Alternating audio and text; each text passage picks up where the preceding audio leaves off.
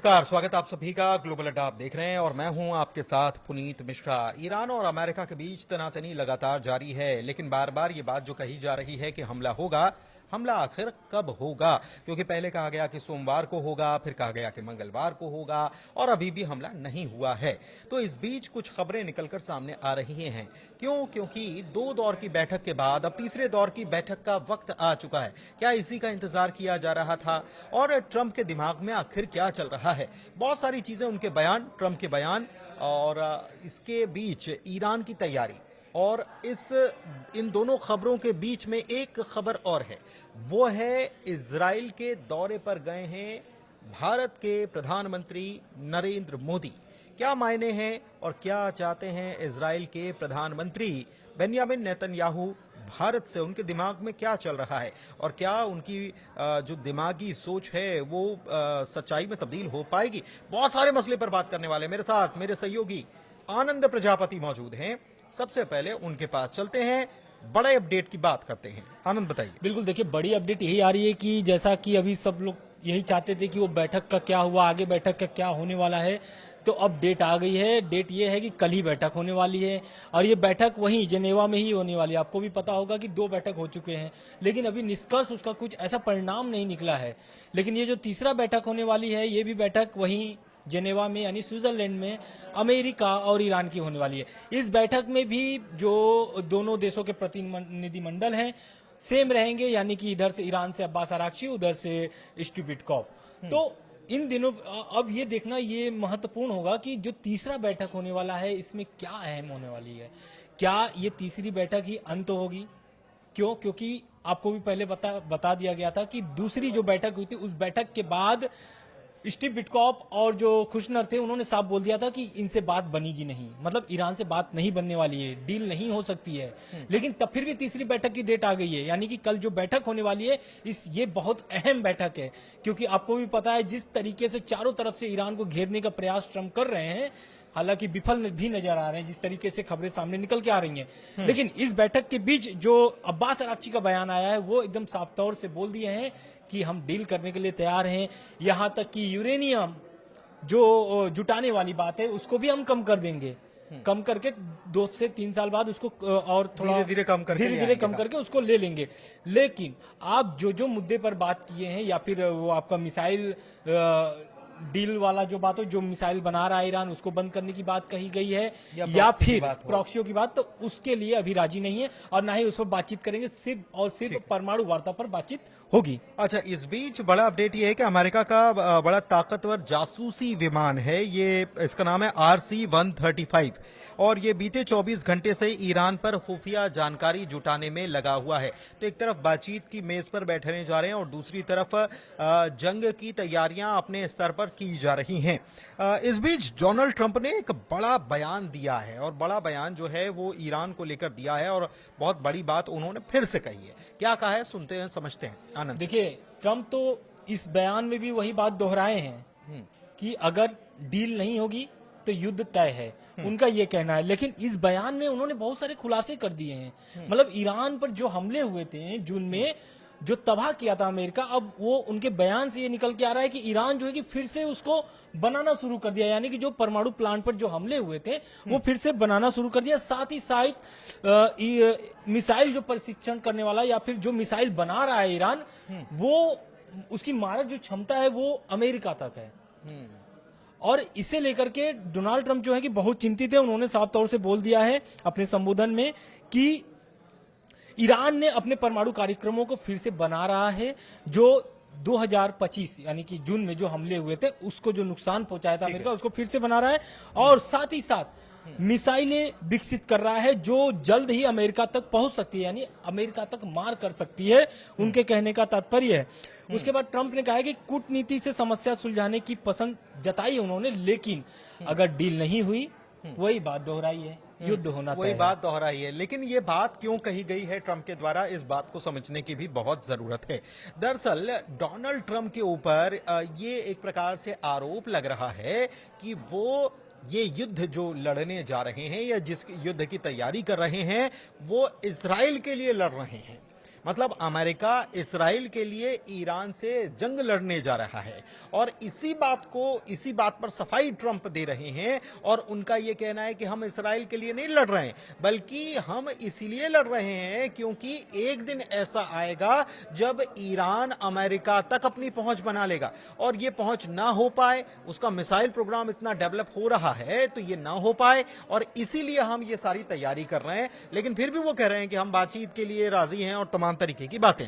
अच्छा, इस बीच एक बड़ी बात और है, वो जिसे कहते हैं कि आग में घी डालने की कोशिश करने का काम वो डोनाल्ड ट्रंप ने किया है और ईरान में जो प्रदर्शन हुए उसको हिंसक प्रदर्शन बताते हुए उन्होंने ये कहा कि वहां पर 32,000 प्रदर्शनकारियों की हत्या की गई, जो बीते दिनों हमने देखा था, और कहा है कि ईरान ऐसी मिसाइल विकसित कर चुका है कि यूरोप और अमेरिकी ठिकानों को भी निशाना इससे बनाया जा सकता है। आज के दो बड़े अपडेट्स जो हैं उसके बारे में भी बात कर लेते हैं। क्या क्या अपडेट्स, क्या दो खबरें निकलकर सामने आई, आनंद से समझते हैं। देखिए, पहला तो ये है कि भारत के जो प्रधानमंत्री हैं नरेंद्र मोदी, वो इजराइल पहुंच चुके हैं और अभी तक, जब तक हम लोग वीडियो रिकॉर्ड कर रहे हैं इस समय भी, अभी इजराइल के जो संसद है वहां पर उनके संबोधन होने वाले हैं प्रधानमंत्री के, और साथ में नेतन्याहू की भी संबोधन होने वाले हैं। बहुत सारे डील भी होने वाली है प्रधानमंत्री भारत से और इजराइल से।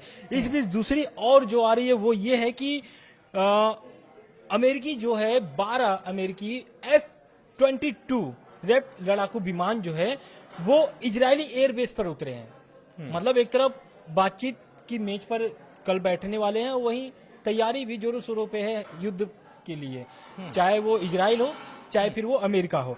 और इसके साथ साथ एक तरीके से ईरान पर ट्रम्प की तय जो समय सीमा थी, यानी कि जो 10 दिन का उन्होंने समय दिया था ईरान को, या फिर खामनेई साहब को डायरेक्ट कोट करके, तो वो अभी समय पूरा बीतते जा रहा है, मतलब नजदीकी होते जा रही है।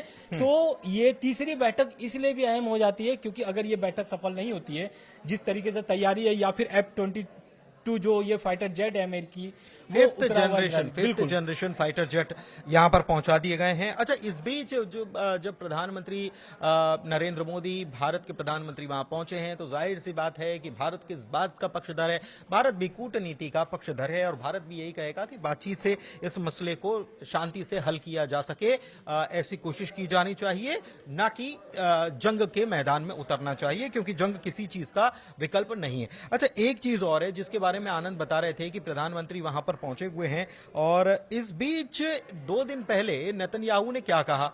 नेतन्याहू दरअसल एक नया गुट बनाने की तैयारी में है, ये इसको लेकर उन्होंने 2 दिन पहले भी बयान दिया था। उन्होंने कहा क्या था, इस बात को मैं आपको शब्दशः बता देता हूं कि घायल शिया एक्सिस एक तरफ है, दूसरी ओर मुस्लिम ब्रदरहुड जो है वो सुन्नी एक्सिस का है।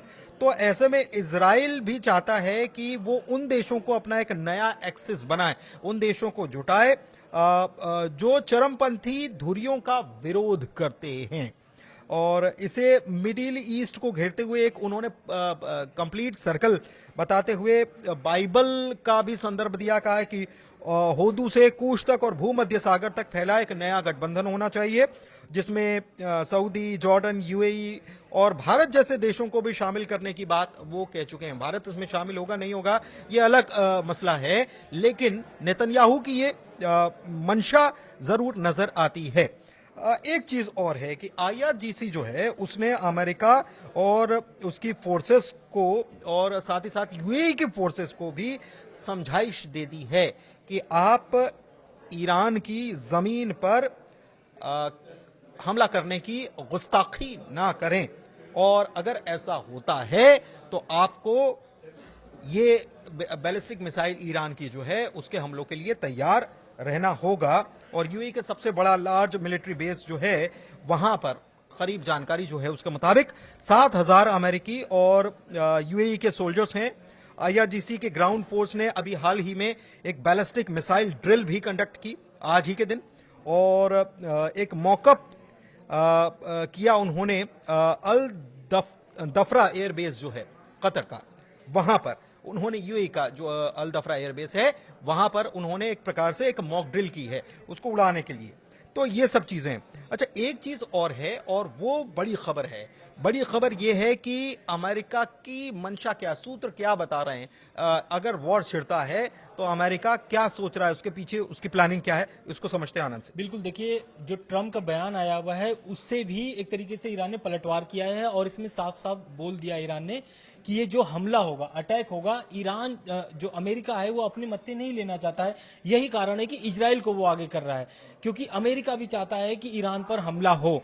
तो ईरान की जो रक्षा सूत्र के आरटी एक है एजेंसी, उनसे बात करके वाशिंगटन, मतलब उसमें उन्होंने बयान में कहा है कि वाशिंगटन जो है कि सीधे युद्ध शुरू करना चाहता है और देश को, मतलब अपने अमेरिका को बचाने के लिए वो इजराइल को आगे करना चाहते हैं। मतलब एक तरीके से इजराइल पर आरोप लगे कि अमेरिका कभी हमला नहीं करना चाहता था, इजराइल प्रेशर बना रहा था, इस कारण से इजराइल से पहले हमला हुई है, फिर बचाव के लिए। क्योंकि देखिए 2025 जून में भी आप देखे होंगे तो पहला अटैक जो था वो इजराइल ने ही किया था, फिर बाद में अमेरिकी B2 बॉम्बर्स आते हैं और बम बरसाते हैं। लेकिन इसके बीच जो डोनाल्ड ट्रंप हैं उन्होंने एक बयान ये भी दिया कि हम इजराइल के लिए नहीं लड़ने जा रहे हैं। अच्छा, एक चीज और है कि मैंने आपको बताया कि IRGC ने एक अमेरिकी अल दफरा एयरबेस के रेप्लिका पर मिसाइल हमले का अभ्यास किया है।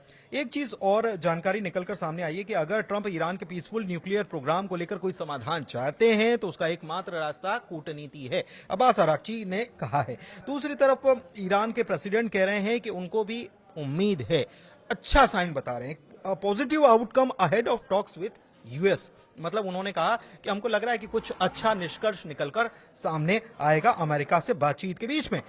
एक खबर और है, वो है कि ईरान ने 450 से ज्यादा फतह हाइपरसोनिक मिसाइल जो है इराक, कुवैत और UAE की बॉर्डर पर तैनात कर दी है, जिसकी रेंज जो है 250 किलोमीटर है और 5 मैक की स्पीड से ये 225 किलोग्राम वॉरहेड ले जाने की तैयारी में, क्षमता में है। तो ये सारी चीजें क्या बिल्कुल, बताती हैं? देखिए एक इसके साथ तो एक और तैयारी है ईरान की, और वो एक तरीके से रूस और चीन से समर्थन भी मांगे है, ईरान ने मांगा है। क्यों? क्योंकि आपको भी पता है कि हुर्मुज में जो है कि एक तरीके से युद्ध अभ्यास हुआ था ईरान का। अब इस युद्ध अभ्यास के बाद जो ड्रिल किया है ईरान ने, उसमें अब रूस और चीन से समर्थन मांग रहा है ईरान। इसके साथ साथ ईरान ने कह दिया साफ तौर से कि लिमिटेड स्ट्राइक, यानी कि जैसी कोई चीज नहीं होती है। ये ट्रम्प का बयान है। ट्रम्प का कहना है कि लिमिटेड हमले होंगे, कुछ ईरान के कुछ ही जगहों पर हमले होंगे। तो इस पर खामनेई साहब का बयान भी आ गया था कि खामनेई साहब का कहना है कि अगर ईरान के किसी भी क्षेत्र में एक भी हमला होता है तो ये रीजनल वॉर में तब्दील हो जाएगी। उसके साथ साथ एक और खबर सामने आती, खबर ये भी है क्योंकि अब जिस तरीके से तनाव बढ़ते जा रहा है, तीसरी बैठक होने वाली है कल जेनेवा में। अब ये बैठक भी बहुत महत्वपूर्ण है क्योंकि 24 से 48 घंटे वाली जो अब एक तरीके से वो डेडलाइन चल समय रहे सीमा, थे हाँ। कि 24 घंटे में या फिर 48 घंटे में हमले हो सकते हैं। तो अब ये बैठक तय कर सकती है कि आगे क्या होने वाला है। उसके साथ साथ तेल की कीमतों में हल्की बढ़ोतरी देखी गई है। ये कारण इसलिए हो गया क्योंकि जिस तरीके से बैठक टेंशन बढ़ रहा है। बिल्कुल। टेंशन बढ़ रहा है। अच्छा, इस बीच आप ये बात सोच रहे होंगे कि अमेरिका और ईरान के बीच इतनी टेंशन है, तमाम चीजें हैं, लेकिन हमला क्यों नहीं हो रहा है? हाँ, तो इस चीज को आप इस बात के से समझिए कि ये आज की स्क्रिप्ट नहीं है या आज के हालात को लेकर ये सब तय नहीं हुआ है। आप ये समझिए कि जो 12 दिन का जो हुआ था वो तो केवल एक पिक्चर का ट्रेलर था। क्यों हम ये कह रहे हैं? क्योंकि जब 12 दिन हुए और तब जब ईरान सबसे कमजोर था, उस वक्त, कमजोर कहने का मतलब मेरा यह है कि ईरान ने अपनी मिसाइल पावर तो दिखाई, लेकिन उस वक्त ईरान की फ्रंट लाइन जो थी उसको तोड़ने का काम किया, टॉप लाइन जो है उसको तोड़ने का काम किया था मोसाद ने। और उस वक्त अगर आप देखेंगे तो उस वक्त अमेरिका चाहता तो और आगे हमले बढ़ा सकता था, लेकिन अमेरिका पीछे हट गया। क्यों? क्योंकि एक होता है प्लानिंग और दूसरा होता है एग्जीक्यूशन। तो प्लानिंग तभी हो गई थी कि 6 महीने बाद क्या करना है, और ईरान को भी इस प्लानिंग की कहीं ना कहीं भनक लग चुकी थी, इसलिए ईरान ने अपनी तैयारी जो है पूरी तरह से मुकम्मल कर ली। अभी भी इसलिए नहीं हो रहा है क्योंकि प्लानिंग जो की गई है उसके हिसाब से एग्जीक्यूशन अभी हुआ नहीं है। अभी जमीन पर वो तस्वीर नजर नहीं आ रही। और सबसे बड़ी बात, सबसे बड़ी दिक्कत यह है कि जो प्लानिंग बनाई गई, जिन लोगों ने बीच में बैठकर प्लानिंग बनाई, उन लोगों से इतर जिनको एग्जीक्यूट ये करना है वो अलग दुविधा में फंसे हुए हैं। हम बात कर रहे हैं अमेरिकी सैनिकों की। गेराल्ड फोर्ड जो जहाज है उसका टॉयलेट जाम हो जाना, पहले से ही वो खराब था, उसको भेजा जाना, क्या ये जिद है? दूसरी तरफ पेंटागन की तरफ से यह समझाइश देना कि ईरान से बातचीत के जरिए मसला हल कीजिए, ना कि युद्ध, क्योंकि युद्ध होगा तो अमेरिका को खासा नुकसान होगा। इसका मतलब ये कि प्लानिंग तो हुई, लेकिन प्लानिंग में उन लोगों को शामिल नहीं किया गया जो इसका अहम हिस्सा थे, और उसका नतीजा आज ये है कि अमेरिका कहीं ना कहीं बैकफुट पर नजर आ रहा है। लेकिन अभी कल की बैठक होगी, और कल की बैठक के बाद क्या होता है यह बहुत ज्यादा इंपॉर्टेंट है, और इसमें भारत की तरफ से इस मामले पर क्या कहा जाता है, क्या संदेश दिया जाता है, यह भी बहुत इंपॉर्टेंट है। इस पर नजर बनी हुई है। फिलहाल चर्चा को यहीं समाप्त करते हैं। कैसा लगा वीडियो, कैसी लगी जानकारी, जरूर बताइएगा। ग्लोबल अड्डा को प्यार देते रहिए। बहुत शुक्रिया। शुक्रिया।